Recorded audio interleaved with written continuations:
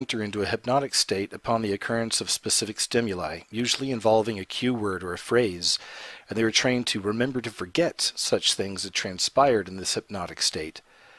They were repeatedly subjected to identical stimulus response sequences to produce nearly automatic reactions to the particular status.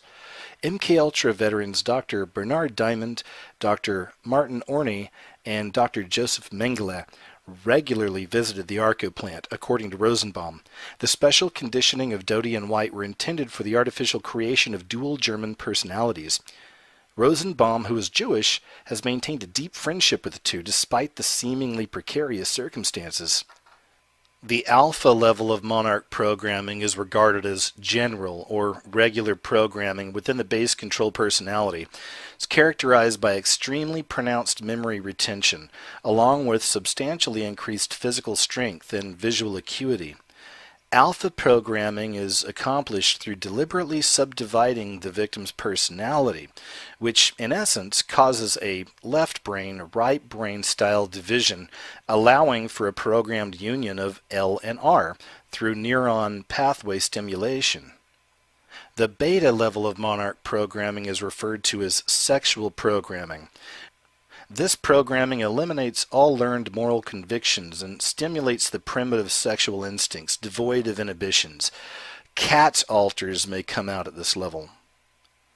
The delta level of monarch programming is known as the killer programming, originally developed for training special agents or elite soldiers, the Delta Force, the 1st Earth Battalion, the Mossad, etc., into covert operations. Now, optimal adrenal output and controlled aggression is very evident here. Subjects are devoid of fear. They're very systematic in carrying out their assignment. Self-destruct or suicide instructions are often layered within this level. The theta level of monarch programming, considered to be the psychic programming. Bloodliners, those coming from the multi-generational satanic families, were determined to exhibit a greater propensity for having telepathic abilities than did the non-bloodliners.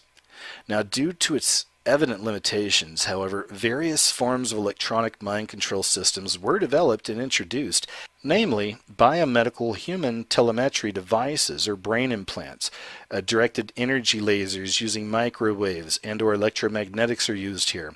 It's also reported that these are used in conjunction with highly advanced computers and sophisticated satellite tracking systems.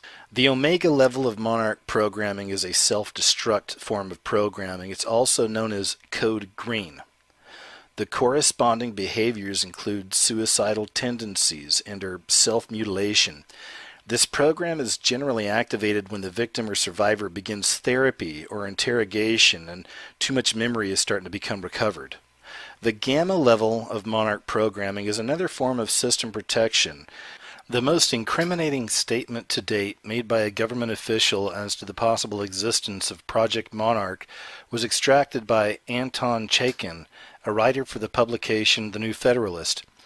When former CIA Director William Colby was asked directly, "What about Monarch?" he replied angrily and ambiguously. He said, "We stopped that between the late 1960s and the early 1970s.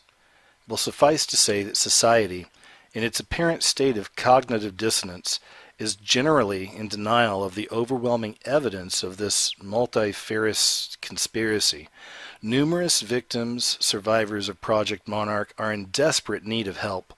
However, the great majority of people are too preoccupied with themselves to show any genuine compassion toward these severely wounded individuals.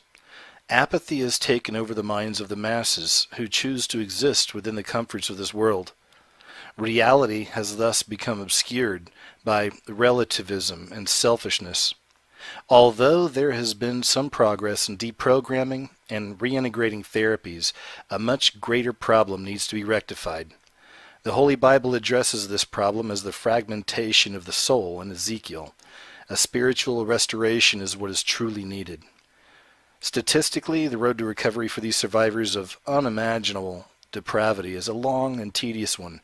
But God is the ultimate healer, and only within His time, through His strength and by His grace, can these captives be set free.